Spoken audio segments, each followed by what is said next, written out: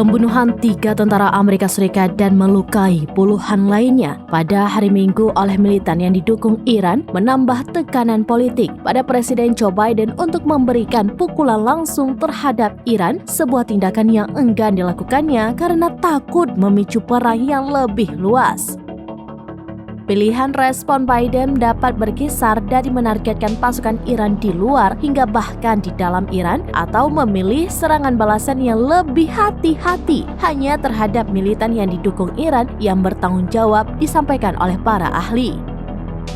Pasukan Amerika di Timur Tengah telah diserang lebih dari 150 kali oleh pasukan yang didukung Iran di Irak, Suriah, Yordania, dan lepas pantai Yaman sejak perang Israel-Hamas meletus pada bulan Oktober. Namun hingga serangan hari Minggu terhadap sebuah pos terpencil yang dikenal sebagai Menara 22 dekat perbatasan timur laut Yordania dengan Suriah, serangan tersebut belum menewaskan tentara Amerika Serikat atau melukai banyak orang. Hal ini memberikan Biden ruang politik untuk melakukan pembalasan Amerika Serikat sehingga menimbulkan kerugian bagi pasukan yang didukung Iran tanpa mengambil resiko perang langsung dengan Teheran.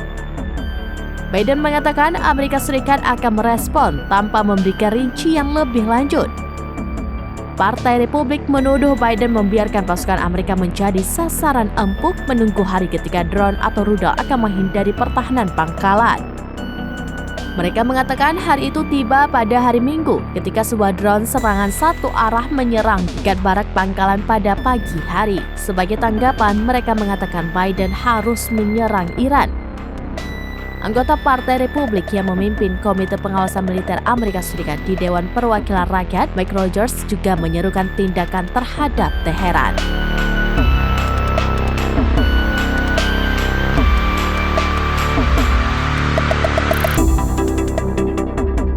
Download Tribun X sekarang, menghadirkan lokal menjadi Indonesia.